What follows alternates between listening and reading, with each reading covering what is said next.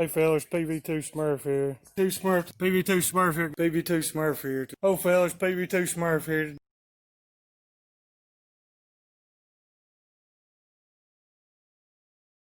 Hello fellas, PV2 Smurf here. Today I'm going to be doing an introduction to a new build we're going to be doing together. First thing I want to proclaim is that I am not a motorcycle mechanic by no means. Can I turn a wrench on one? Well, follow along and you'll see.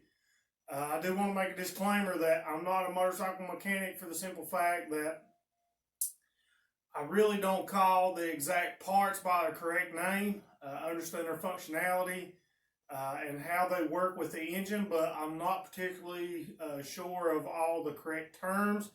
So in the event you hear me call something other in the series by name, and you're like, well, that's what's wrong with mine, or it's leaking from there, or I think somebody told me before it's an issue of mine, I'm sorry that my term's not correct, and that's really not going to be beneficial for you.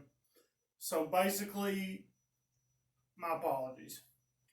Well, as a background for the video series, previously, about 2 years ago, I purchased a book, and I also will include a picture of it, as well as it'll have the ISBN number if you want to find if this is your particular motorcycle, as it is mine.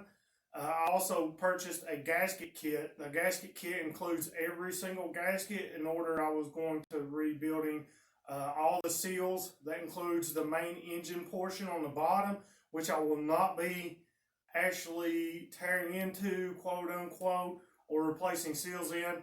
The video will cover all mostly from the base gaskets going up. It will also cover tips and tidbits along the way on how I accomplished that. First and foremost, I want to give a big shout out to my buddy Mutter. Mutter was right there. He is a motorcycle, Harley Davidson certified motorcycle mechanic, has been for over, I think, about 15 years. He was really good about answering questions and things in which I don't feel the book really dove in depth with. Also stuff for clarification. I feel the book had lots of pictures explaining and showing examples on how I would actually do it.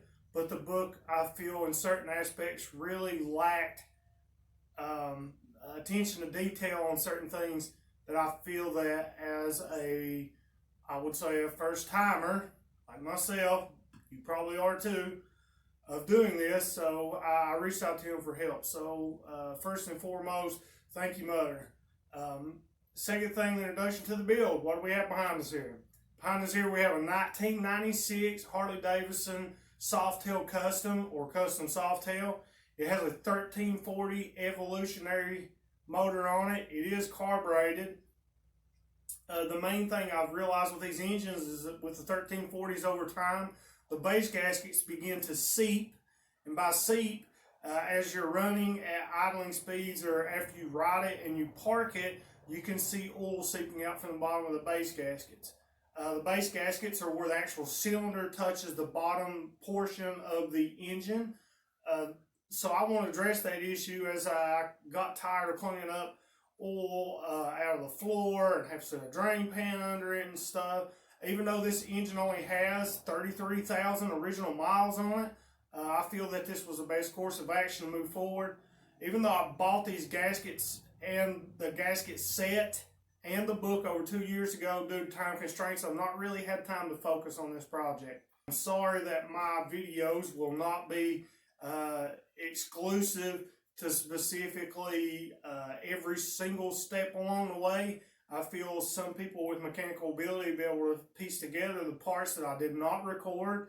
I will go in depth to say that this engine was fairly simple in order to take apart, was fairly simple to get parts for, which were not that expensive altogether. I will say that this engine was fairly straightforward. I won't say there's any tricks or anything that kind of surprised me along the way. So with that being said, guys, I hope you enjoy the video. I hope you enjoy the series. And above all, remember, guys, your rig, your call.